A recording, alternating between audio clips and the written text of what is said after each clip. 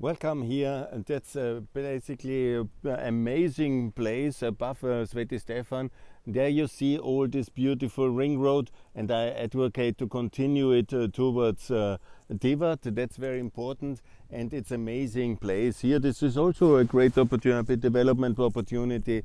I think Mr. Lukic has not managed it very well. This could be a beautiful tourist resort, and here you see Budva and Rafailovic, Ibečeji, and here's Sveti Stefan. It's excellent. Yeah, I want to say that I'm 20 years now in Montenegro. I was first time on that island with Mr. Vukatin at SME Union Times, and I drafted the declaration for Montenegro. I called it Montenegro Declaration. I published it widely at that time.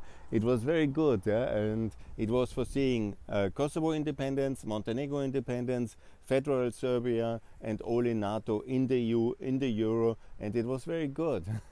I like it, and I followed the lines. Mr. Djukanovic, I heard now, he was very much pushing for the German mark and for the Euro. That was excellent. NATO has happened as well, and congratulations. Also Kosovo independence obviously happened.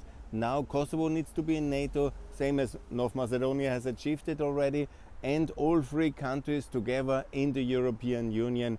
And we need stable governments in all three countries. We don't need any Russian influence in these three countries. We need, and you know, in the past I was, and I'm still very much a center right-wing activist, and for low taxes as Europeans, for tax reform. But I'm now calling for the DPS victory here in Montenegro, for the Socialist Party in Albania, and also for a continuation of the present coalition in Macedonia. Stability must be not the stability dogma of the past 10 years where there was no progress, but a stable EU integration agenda. Stable governments as a political reconciliation to make the fast-track move into the European Union. That's why I call for that, and I'm above party politics today, and I say it very clearly. We need this stability in the politics to get these three countries into the European Union, and they can have beautiful internal fights then in the future once in, and that must be achieved now. And that's my line now for the coming 2 years, and that's why I call for Podgorica to be elected. Mr. Vukovic, I'm not his lobbyist, I've never met him.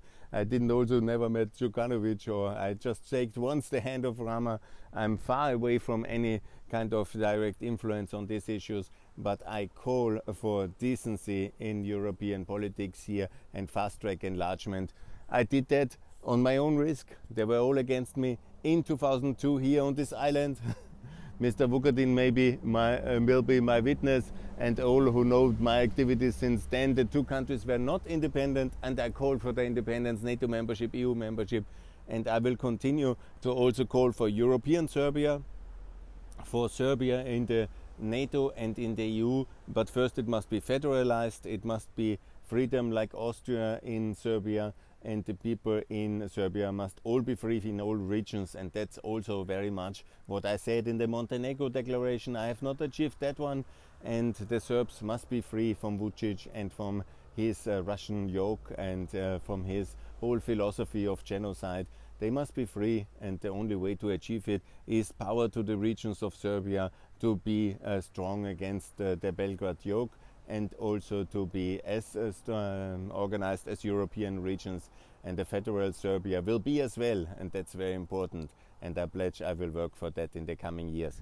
And as I've done it in 2002, it will be as well for the future. We will see the progress, and that's the way forward. NATO, EU, NATO, and the Euro, that's the way also for Austria, by the way, and also for Ukraine, and also for all other countries in Europe, because that's the reasonable and rational policy, and that's what I'm advocating for.